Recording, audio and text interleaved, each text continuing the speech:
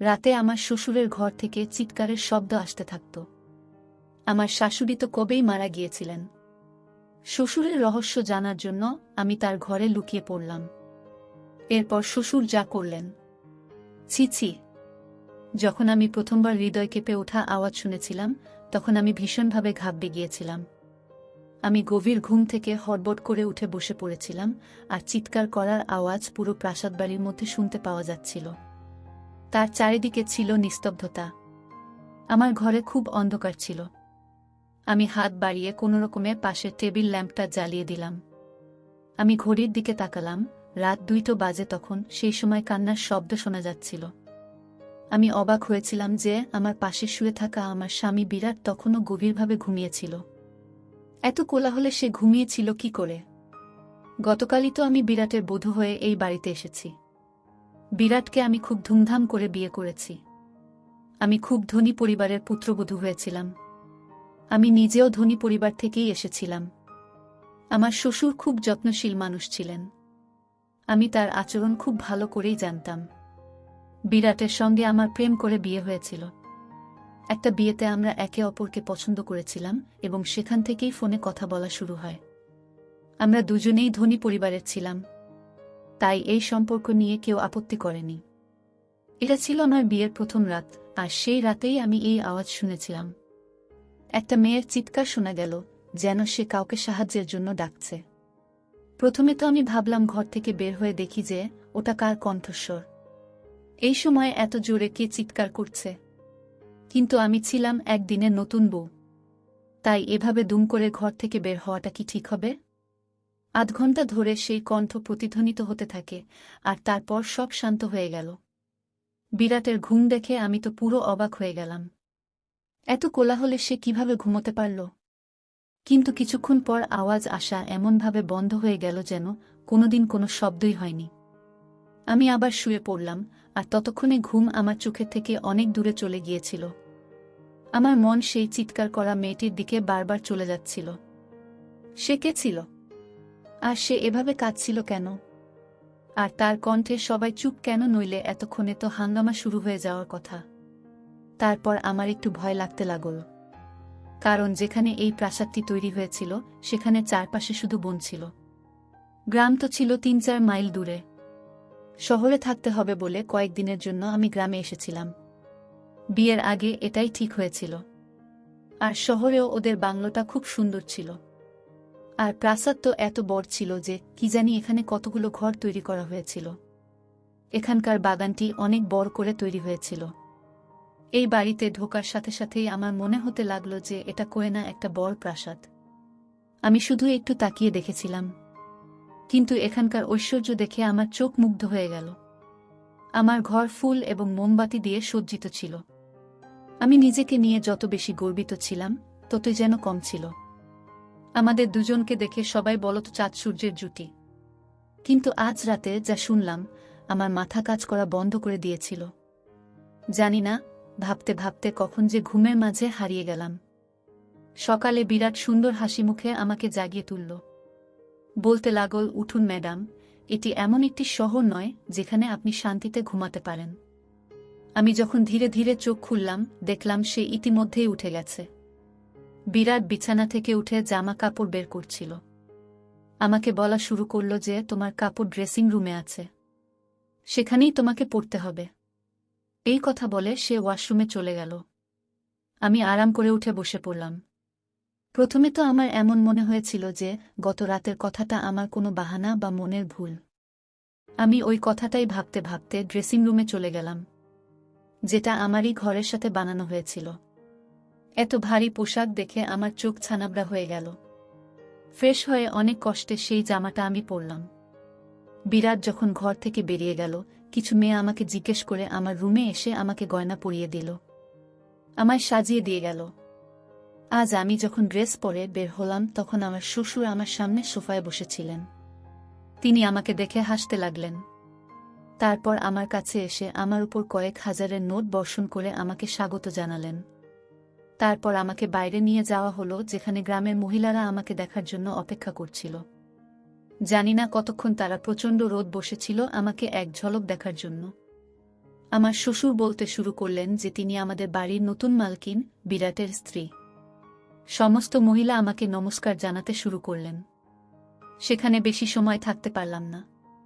প্রখর সূর্যের তাপ আমার অবস্থা আরও খারাপ করে দিল। তাড়াতাড়ি আমি আমার ঘরের ভিতরে ঢুকে পড়লাম আর এসি অন করে বসলাম। দিনভর একটানা মানুষ আশা করতে থাকল। বিরাটের সাথে আমার দেখা হয়েছিল শুধু গতরাতেই, নইলে সারাদিন সে বিভিন্ন পুরুষদের সঙ্গেই ছিল। গ্রামের আরও কিছু আচার অনুষ্ঠান আছে। এখানে স্বামী স্ত্রী একে অপরের সাথে কম সময় কাটায় এবং অন্যদের সাথে বেশি সময় কাটায়। আমার ক্ষেত্রেও তাই হয়েছে। রাতে আমি ক্লান্ত হয়ে পড়েছিলাম। সেজন্য আমি শুয়ে পড়ার সাথে সাথেই ঘুমিয়ে পড়লাম, আর বিরাট আমাকে বলতে লাগল যে গ্রামের পরিবেশ দেখে তো তুমি বিরক্ত হয়ে গেছ। সে আমার দিকে আদর করে তাকাল, তারপর আমি চোখ খুলে একটু হেসে দিলাম। আমি বললাম, বিরাট, এবার তাড়াতাড়ি শহরে ফিরে যাওয়ার কথা ভাবো। আমি এমন পরিবেশে অভ্যস্ত নই। আমার কথায় কেন জানি না বিরাটের হাসি মিলিয়ে গেল। তারপর বিছানায় হেলান দিয়ে সে বসল।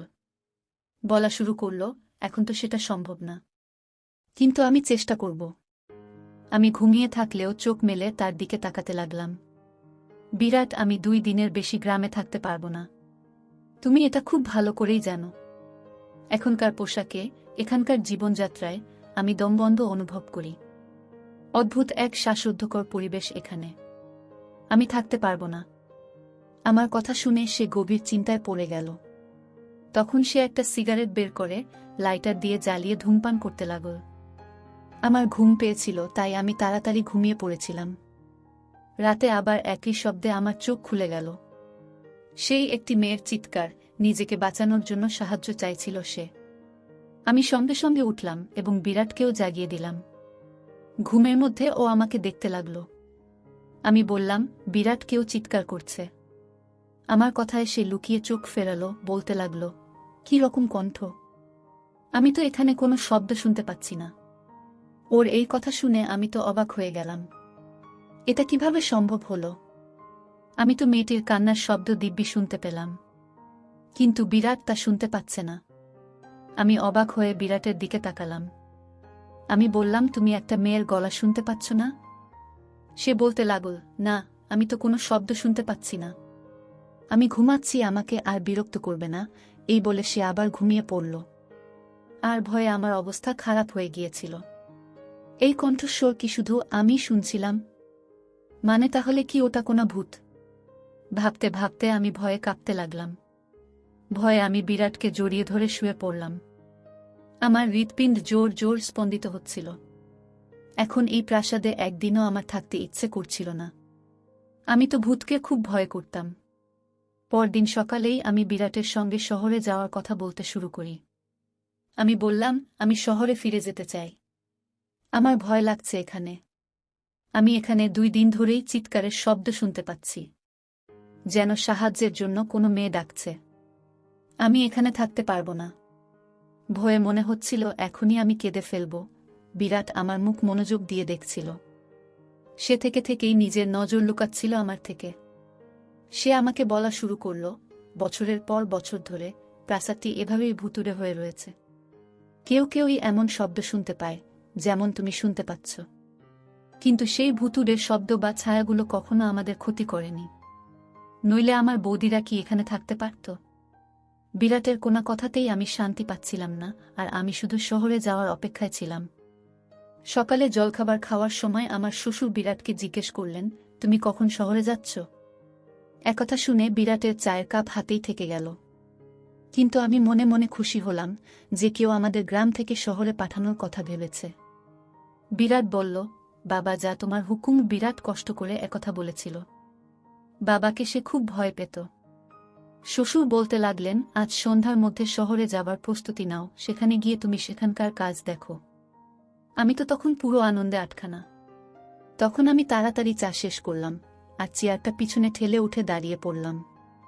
শ্বশুর আমাকে তখন বলতে লাগলেন, বৌমা, তুমি আজ ঠিকমতো নাস্তা করনি কেন? আমি বললাম, আমাকে নিজের এবং বিরাটের জন্য প্যাক করতে হবে। সন্ধ্যার মধ্যে সেসব কাজ সারতে সময় লাগবে। আমার কথা শুনে শ্বশুর বিরাটের দিকে তাকাতে লাগলেন আর বললেন, তুমি বুকে বলনি যে সে এখন এখানেই থাকবে? এই ব্যাপারটা আমার হৃদয়ে আঘাত করেছিল এবং আমি অবাক হয়ে বিরাটের দিকে তাকিয়েছিলাম। বিরাট বলতে লাগল, আমি ভুলে গেছি বাবা। আমার শ্বশুর তখন আমাকে বলতে লাগলেন, তুমি এখন আমাদের ইজ্জত, আর আমাদের বাড়ির মহিলারা প্রাসাদ থেকে বের হয় না। তুমি এখানেই থাকবে, শহরে শুধু বিরাট যাবে। আমি এটা শুনে হতবাক হয়ে গিয়েছিলাম। বিরাট এটা আগে বলেনি আমায়। সে আমাকে এটাই বলেছিল যে আমাকে কিছুদিন মাত্র গ্রামে থাকতে হবে, তারপর সে আমাকে তার সাথে শহরে নিয়ে যাবে। আমি রাগ করে উঠে ঘরে চলে গেলাম। আমাকে মিথ্যা বলা হয়েছিল। কিছুক্ষণ পর ঘরে এলো বিরাট। আমি কাঁদতে কাঁদতে বললাম, আমি এই ভুতুরে বাড়িতে থাকতে চাই না। তুমি আমাকে বলেছিলে যে আমরা শহরে থাকব। তুমি গিয়ে তোমার বাবাকে বলো। আমার কথা শুনে সে আমার পাশে বসে খুব আদর করে বলল, আমি এখনই তোমাকে শহরে নিয়ে যেতে পারবো না। শুধু কয়েক মাস তুমি এখানে থাকো, এখানকার নারীদের মতো করেই। তারপর তোমায় আমি শহরে নিয়ে যাব। আমি বললাম, তোমাকে ছাড়া আমি এখানে থাকব না। রাতের সেই চিৎকার আমাকে প্রাণে মেরে ফেলবে। আমি খুবই আতঙ্কিত ছিলাম। সে আমাকে বলতে লাগল, ওইসব চিৎকারে কান দেবে না। সে যেই হোক না কেন, সে তোমার কোনো ক্ষতি করবে না। এইটা আমি তোমাকে কথা দিতে পারি। তুমি শুধু রুমটা লক করে রাখবে, আর রাতে একদম বাইরে বেরোবে না। বিরাটের কথা আমাকে অনেক ভয় পাইয়ে দিল। আমি বললাম, রাতে এই ঘরে আমি একা ঘুমাতে পারবো না। বিরাট কিছু একটা ভাবতে থাকল, তারপর বলা শুরু করল, ঠিক আছে, বাবাকে জিজ্ঞেস করে কাজের মেয়ের ব্যবস্থা করব, যে তোমার সাথে এই ঘরে ঘুমাবে। কিন্তু তুমি শুধু এই চেষ্টা করো, বাবা তোমার বিরুদ্ধে কোনো অভিযোগ যেন না করে। আমি তার এই কথায় মাথা নাড়লাম। বিরাট সন্ধ্যায় শহরের উদ্দেশ্যে রওনা হয়েছিল, আর আমি এখানে একাই রয়ে গেলাম। রাতে আমার ঘরে একজন কাজের মেয়ে আমার সাথে ঘুমাতে শুরু করল। সে তার বিছানা মাটিতে বিছিয়ে শুয়ে পড়ত। রাতে যখনই চিৎকারের আওয়াজ আসত, আমার চোখ খুলে যেত। চিৎকারের আওয়াজ যখন আসত, আমি বুঝতে পেরেছিলাম যে সেই দাসীও ওই আওয়াজ শুনতে পায়, কারণ আওয়াজ আসতেই ওই মেয়েটির ঘুম ভেঙে যেত আর সে এপাশ ওপাশ করতে থাকত। অনেকবার আমি দাসীকে চিৎকারের বিষয়ে জিজ্ঞাসা করেছি। তাকে সে ব্যাপারে জিজ্ঞাসা করলেই তার মুখ ফ্যাকাশে হয়ে যেত আর সে ভয় পেয়ে যেত। তারপর মাথা নাড়তে নাড়তে সে বলতে লাগল, এমন আওয়াজ আমি কখনো শুনিনি। আমি তার ভয় থেকে অনুমান করেছিলাম যে এই গল্পটা ঠিক অন্য কিছু। তাই আমি তাকে বলেছিলাম যে আমি জানি তুমিও সেই কণ্ঠস্বর শুনতে পাচ্ছ। আমার কথা শুনে সে আমার সামনে হাত জোট করে বলতে লাগল, হাভেলিতে কাউকে এই কথা বলবেন না, নইলে খুব খারাপ হবে। ওই দাসীর কথা শুনে আমি জানতে চাইলাম, অন্তত তোমার জানা উচিত এই পুরো ব্যাপারটা কি। রাতে ওইসব চিৎকার শুনে সিদ্ধান্ত নিলাম সত্যিটা ঠিক কি তা এবার আমিই খুঁজে বের করব। কারণ কোথাও আমি নিশ্চিত ছিলাম যে এটা ভূতের ব্যাপার নয়। রাতে চিৎকারের আওয়াজ শুনে তাই আমি উঠে দাঁড়ালাম এবং পা টিপে টিপে গিয়ে আস্তে আস্তে আমার ঘরের দরজা খুললাম। আমি উপরের তলা থেকে সেই কণ্ঠস্বর শুনতে পাচ্ছিলাম। আমি আস্তে আস্তে উপরে উঠলাম। এখন আমি সেই কণ্ঠস্বর আরও কাছ থেকে শুনতে পাচ্ছিলাম। সেই কণ্ঠস্বর অনুসরণ করে এগিয়ে গেলে সামনের ঘরটা দেখে আমি তো চমকে উঠলাম, কারণ ওটা তো ছিল আমার শ্বশুরের ঘর, যেখান থেকে মেয়েটির চিৎকারের শব্দ ভেসে আসছিল। তখন তো আমার মুখের রং উড়ে গেল। আমি নিচে ফিরে এলাম এবং আমার স্পন্দিত হৃৎপিণ্ডকে নিয়ন্ত্রণ করার জন্য আমার রুমে ঢুকে গেলাম। বিক্রম অর্থাৎ আমার শ্বশুরের ঘর থেকে সেই কণ্ঠস্বর শুনে আমি ভাবতেও পারিনি যে সে এমন হতে পারে। তার স্ত্রীও বেঁচে ছিলেন না, আবার বিয়েও করেননি তিনি। দুনিয়ার সামনে তো তিনি এত বড় ছিলেন, তাহলে ওই শব্দ। আমি নিজের সাথে কথা বলতে লাগলাম। তার প্রতি আমার অনেক শ্রদ্ধা ছিল। আমি তাকে এভাবে ভাবতেও পারিনি। আমার চোখ দিয়ে জল পড়তে লাগল। বিছানায় বসে আমি কাঁদতে লাগলাম। আমার শ্বশুর কি তাহলে মহিলাদের সাথে? না না, এটা কিভাবে সম্ভব? গ্রামবাসী তাকে অনেক সম্মান করে। তাহলে এটা কি ছিল? এই যে রূপটা নিজের চোখে আজ নিজের চোখে আমি দেখলাম। সারা রাত আমি জেগেই কাটিয়ে দিলাম, কারণ আমি তাদের সম্পর্কে এমন ভাবতেও পারিনি। সকালের নাস্তায় উনি সেভাবেই বসলেন। আমার চোখ দেখে চা খেতে খেতে বললেন, বিরাট আমার পুত্রবধূর সঙ্গে ফোনে কথা বলেনি, তাই আমার বৌমা কাঁদতে কাঁদতে চোখ ফুলিয়ে ফেলেছে। আমি তার কথার কোনো উত্তর দিলাম না। তিনি শেখথা বলতে বলতে নিজেই হাসতে লাগলেন।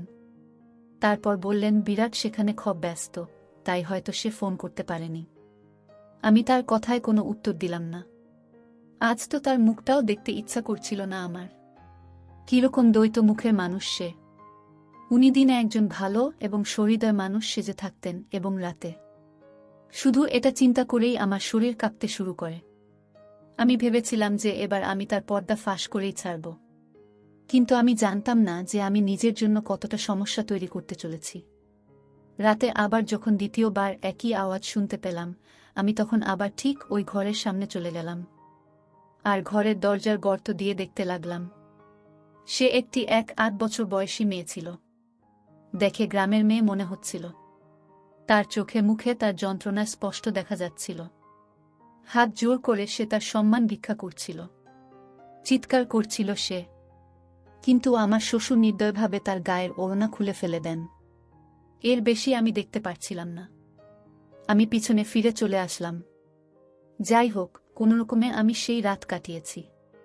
সকালে বিরাটকে ফোন করলাম।